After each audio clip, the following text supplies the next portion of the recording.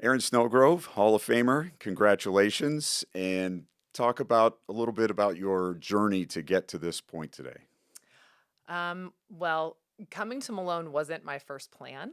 I thought I was just going to go to Kent State, go get a degree, maybe go to med school, but not playing sports. And then Sherry Parsons was the volleyball coach along with Hawkman, and they called along with Barb Eastlick, who was the softball coach back then, and they said, "We'd like you to come to school here." And I knew a few people, so I came over and I thought, I'm not sure this is big enough for me. And it turns out I don't know if I was big enough for Malone.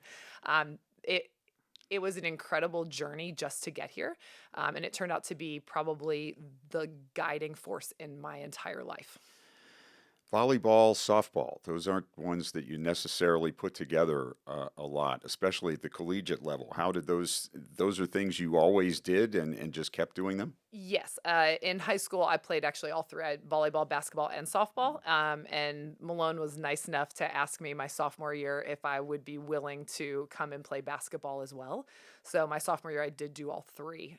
They had lost a small forward, and Coach Hawkman came up to me at the end of volleyball practice and said, "Is there any way you might want to play basketball too?" So that year it was an incredible year. It was long. So I'd go to class all day with a full load, and then I'd go to volleyball practice. I'd go back to the cafeteria and eat, and then I'd turn around and go to basketball practice till about 10 o'clock at night, and then start studying. So they overlapped just a little bit, and the basketball team that year was very good, and I had to make a decision to either go to softball spring training or to continue with the basketball tournament. But I was scholarshiped for softball, so unfortunately, I did not get to go have that experience with the basketball team, but it all worked out pretty well. That seems like it was destined to only be a short-term thing to Yes, it me. was just a year. I was just trying to come help out. They needed a small forward, so. Which of the two was more you? Which softball or volleyball? Did you have one that you thought was more comfortable for you? I think coming in, I would have said softball. I think going out, I would have said volleyball. And maybe that's just because the hill's a little bit cold up there. Both of them were fantastic, and the coaches were fantastic. Uh, and being a spring, and then obviously volleyball's in the fall sport.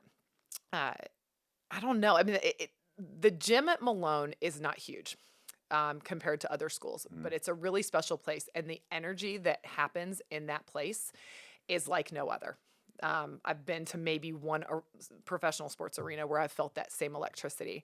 But here at Malone, when people get excited in that gym, it's something incredibly special that cannot be replicated. It's a And very loud building. last night at the volleyball game, things got pretty close, and some of that same energy, you could start to feel it. And I felt myself watching the ball play by play and then lunging towards the court where I thought somebody should be and getting overly excited. And but it's such an interesting place in there, and I hope that they never ever get rid of that wellness center because it is so special.